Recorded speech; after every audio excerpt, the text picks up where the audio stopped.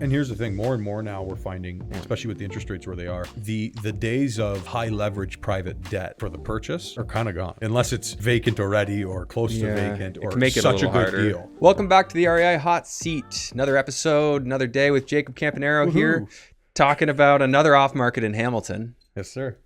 And same people that had the other one from last week. Yep. They got another deal here. Yeah, another nice little portfolio. Yeah, so they're kind of liquidating some stuff. Yeah, there might be a few more coming up in the near future. So. Interesting. Okay. So Keep watching. That's why you come here for Jake's got the goods. So anyways, what we're going to go over today is, well, first off, what is this? Is this like another turnkey, sort of like what we were talking about last week? So this is a little bit more of a hybrid scenario.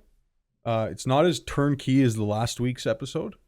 There is definitely some value add to this building, but it's also, somewhat stabilized. Like it's not a complete gong show where you have to go in there and get everybody out. But it's definitely got some upside. So the owner was already, if I understood correctly, because I read the little blurb, already in process of doing their MLI Select CMHC insured refinance.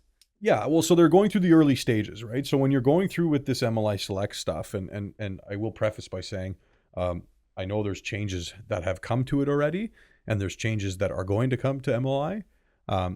And it may be here still in the next 2 years. It may not. So just, I don't want to. Yeah, so it shouldn't be your only plan. Yes, right. Yeah, you should have a backup And I plan. had this conversation with a client actually just today. That's why I wanted to bring this up, because I thought, hey. Well, some people might not even know what it is. If you're just tuning in for the first time on this show and you don't know what MLI Select is, that is CMHC's special program for units that have special qualifications. So if you're really energy efficient or you have some under market rent units, a combination, there's a scoring system. And I believe also accessibility. Accessibility, right? So handicap accessible. And then obviously the energy efficient, like heat pumps in every unit, things like that help. So these guys who have done this, the owners that have done this, have set it up in a way that it is very efficient. And so they know how to get MLI Select to work. Yeah, well, they're working through it, right? So to do MLI Select properly, when you buy the building, the first thing you should be doing is having a engineer come through and gauge the efficiency of your building. Yeah, is that what CMHC wants to see? Yeah, like they want to see an efficiency report? They just want to see 40% or 45 or 40% over where the building used to be. Okay, so 40% improvement in efficiency. Right? So you have to get your baseline. That's the most important thing, because if you go get your baseline halfway through renos, well, guess what? The new windows are not getting counted, right? So you want to... You want to make sure that you're doing it like right when you close, or even before you close. Add that into your conditions, right? To go through and make sure you get your report done. Brilliant, yeah. That way hey, this building will be good for MLI Select. And if I am going to do it, what needs to be renovated to hit my target, right? Is it the roof? Is it the windows? And you can actually work that backwards now and say, well, geez, I didn't know I had to do all the windows and the roof and more insulation and a boiler. So that'll help you make your plan. And on that note, very important, make use of your pre-closing time. Like write into your offers that you have the ability to visit the building, you can run your reports, do all that. Like I used to get building permits ready. Like I was literally had an active building permit before I closed the building. I was just going through that this morning with a client, right? We're in the building today. And we actually put in the offer that he's allowed to apply to building permits, and the owner would write a letter essentially saying he has the authority to do so. So what I would do is just write it right in the offer. Then when the city needed to see it, like I would just say, hey, here's the offer. See Schedule A, says I have permission. Okay, done. Yeah, and sometimes they get finicky about it, so it's either way works. Yeah, but make sure you have that, because by the time you close, you could honestly be permit ready.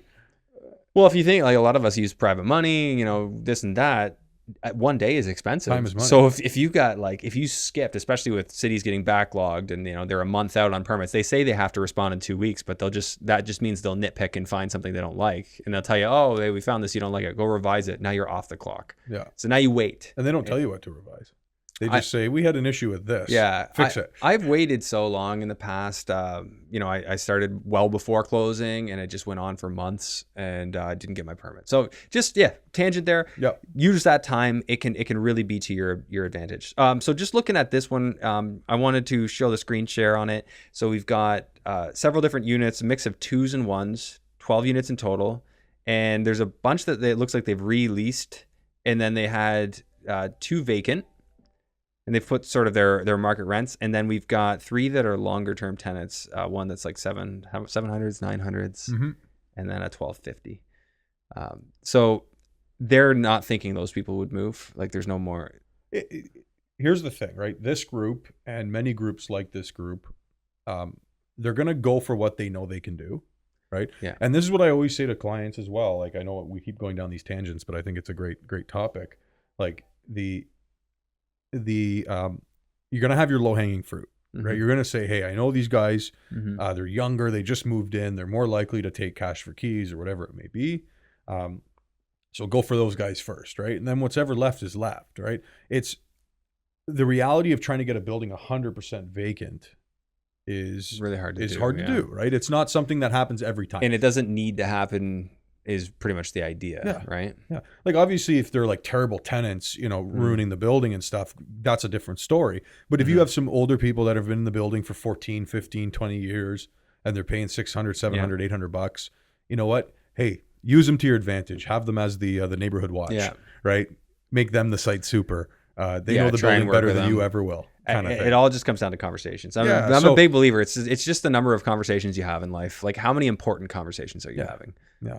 And listen to people rather than just talking. Yeah. Right? That's another thing. When you have the conversations, it's not one way. Yeah. I find that's the biggest thing, right? When people try to talk to tenants, it's just, you need to do this because I say this. This is it. Rather than saying, hey, let's grab a coffee on me. Oh, let's yeah, go sit yeah. down, You figure this cannot out, dictate. right? You cannot dictate. You just reason. You got to reason with people. Hear them out. Yeah, I 100% agree. People who just try and dictate, even though you might be completely right. If you don't listen to the other side, you're just shooting yourself in the foot. And there comes a time where, if they're not, if they're being unreasonable. Yeah, if unreasonable is their stance, then obviously you got to look at different options. Yeah. But where I was going with this is just saying that when you run your numbers, don't always expect to have 100% vacancy. Yeah. Because that's not always the case, right? Pick and choose, know your tenant mix, right? Learn about the tenant mix in the building and then go, okay, so we know realistically 75% are going to turn over and we might have that 25% that aren't, right? Because they're older people, they've been there for 20 years, whatever it may be. So you just be ready for that. So in this scenario, again, the owners have gone through, they've started this process, they're turning them over. These guys aren't aggressive, right? Like these aren't the paralegal, get them in the building, get everybody out. Like these guys buy with conventional financing. They work their way through, right? They have some buildings they've owned for 10 years and they're still original tenants in there. They just say, hey, we'll get what we get. Yeah. And the rest we're going to work on long term. This sort of reminds me of what I heard Mark Loeffler say a few times when I've talked to him is he doesn't actually actively try and turn the buildings over. He knows that like roughly 25% of a building will turn over in a year anyway. That's it, right? Yeah. Which is a great model if you don't want to have to be going all the time. Like you negotiate the deal and you know that deal will sort of start to do the work for you over time. And here's the thing, more and more now we're finding, especially with the interest rates where they are, the days of high leverage private debt for the purchase are kind of gone. Unless it's vacant already or close to vacant or make it such a good harder. deal. Right. Well, there's lots of deals we talk about on this show where it's going to be a private close. That's if you're ready to go in there, roll up your sleeves and do the BRRRR. But what I find these days is a lot of people are just going CMHC on the purchase. And then they'll blend and increase. That's it. And then they'll do the you have to reapply mortgage, top up, whatever it's called. Pepe Le Pew mortgage. What was it's like? You know what I'm talking about? I know they call it a blend and increase. Whatever it's called. If there's another name for it, there is another name for it. I'll ask your commercial brokers. But yes, then you go and you top up, or you can actually go from a CMHC to a CMHC MLI Select and use that to top up. Okay, so you could top up, and I'm presuming that you will just pay the fee on the difference. Yes. Like you'll pay like the new CMHC fee. Yep. Okay. So that's a model that we've been doing a lot with our people. I'm doing a deal right now, which is that way. And it's so nice. Like the guy's going to buy the building. He's going to have cash flow from day one.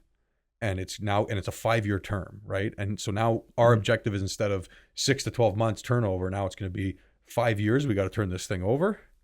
And as you're going through, you're making cash flow. It's healthy. Like it's a normal way to own and operate a building rather than what we've seen over the past 2-3 years, which is always just come in with conventional financing and just the which level means bigger down like, payments, typically slightly bigger, and then there's more time. That's the big thing. Are sellers willing to and Right. entertain the extended closing. Understood. And Yeah. more now, sellers are entertaining the extended closing, and that's where I'm going with this. Yeah. Right. Because it can take, like, I used to do commercial mortgage brokering, and like 60-day condition is not even enough to get a firm commitment.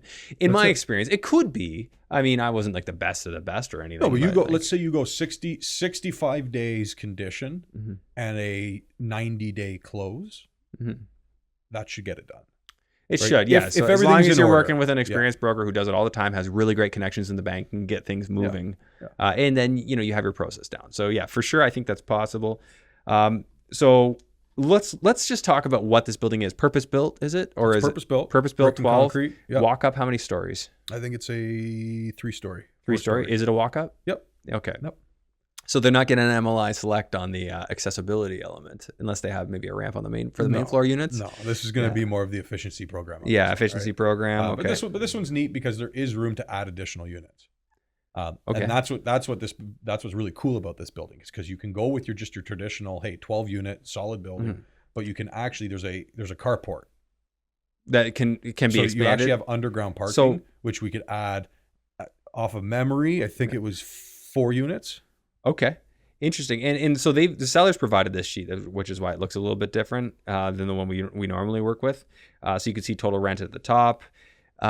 It looks to me like, just going down, and you see some assumptions here, but going down to our interest rate and then our cap rate, where did they give that? 4.75% cap rate.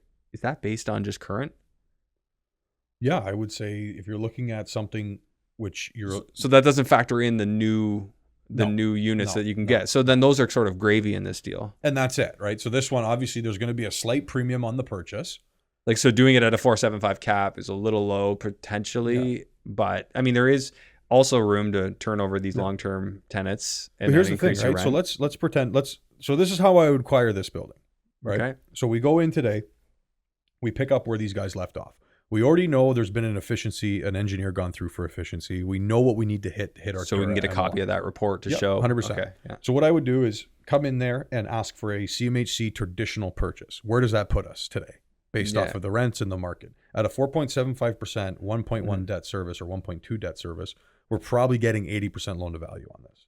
Okay. So 80% loan to value, and then Maybe 85. Correct me if I'm wrong. in these numbers, I don't see. Yeah, again, this sheet's a little bit different than the one I'm working with, but yeah. So they're asking how much for the building? It was like 3.5. 3.5, and they're saying a first mortgage at 3.109. So it looks like they're figuring 90%. There we go. Right. Yeah. So if that's what we can target on the purchase, Mm-hmm. fantastic. But that would be with MLI. Otherwise, you're not going to get 90. yeah. So so call it 80, 85. Yeah. Right. Don't worry about MLI right now. We'll get to MLI. Yeah. Um, So just quick numbers. If say you wanted to just budget on say 17%, including your closing costs. Yep. So equals 350 times 0.17. So you're kind of looking at budgeting, if you wanted to close this that way, around just shy of 600 grand Yep. to get her closed. Right. And then That's rough numbers. yeah. And then we're going in, we're adding another 3-4 units, right? Yeah. Into the lower level, increasing our So income. this is hybrid between a turnkey, and there's actually some real room Yeah. to add a lot of value here. Yeah. I think this building, it's perfect for somebody who's got a bit of cash, right? So you want to don't treat need it as a ton. turnkey, and then you can do your Yeah. thing on the other side. Take a year, Yeah. take 10 years, take 2 years, The whatever you want. Other angle here, I would think, would be to approach a credit union, tell them the plan, and get the money to close, and get construction draws for Correct. turning those units into actual livable units. Yeah, yeah. Because I would almost be cautious of going MLI Select on the purchase. Like, for example, if the boiler's new, if the windows are new, and everything's good to go. Yeah. But then you would already have to have the efficiency report to get that. And MLI sure, Select, let's say we had that. Yeah. My issue with that is now you're in like 95% loan to value. You're really topped out. So the only thing you're doing with those additional units is adding cash flow. Okay. So would CMHC let you go back when you already qualified for their program and increase it, or you'd have to requalify, do another 40% improvement? That's probably a broker question. That's definitely a broker question. Yeah.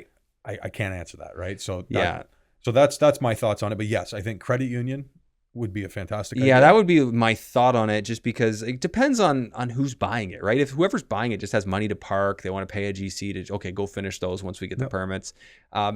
I feel like it's a little more hands-on than that. Like you can't be completely passive if you want to play this to its max. Yep. But I think it has the option of somebody who doesn't want to put in that time could just keep it as is and know that value's there. Exactly. Yeah. Exactly. So there's different appetites. Lots of cool things, right? Just having the ability to work through and have that lift. That's what I like about it. Okay. So once again, Hamilton, is this also on the mountain? No, this one's not on the mountain. Okay. It's actually in the kind of the west end. West End. Okay, so closer to like the downtown area. Yeah. All right. Okay, so lots of stuff not too far from the GTA, and we've done a lot of stuff kind of surrounding lately, and I think it's great because a lot of the listeners and watchers of this show, actually watchers, are in this area too. So. For sure, right? And we can, if everybody wants to see some more downtown Toronto product, we can definitely run stuff like that. I actually think next week we will be doing one downtown, which is a very interesting play. Okay. And actually has a bit of a development aspect to it. So I'm excited for that one. So we'll do that next week.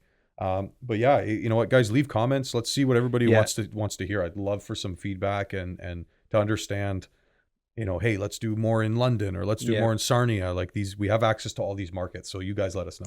Yeah. And just so we don't graze over it, I know this format on this sheet's different. We'll get back to mine for next week, but net cash flow, they're figuring 14,700. They meeting CMHC MLI Select requirements on this specific model. If you go a lower loan to value, obviously there's going to be more cash, but there's cash flow, but more cash in the deal.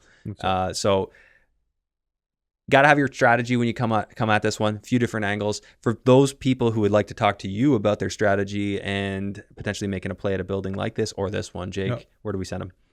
Link below. As always. Link below, enter your info. Somebody on Jake's team would reach out. And it's going to be Jenny. Jenny, okay. Yeah, so Jenny will reach out, have a brief conversation, and then we'll set up a time to talk and really dive into things. Okay. All right. Well, Jake, thanks for this. We'll be back next week. Right on.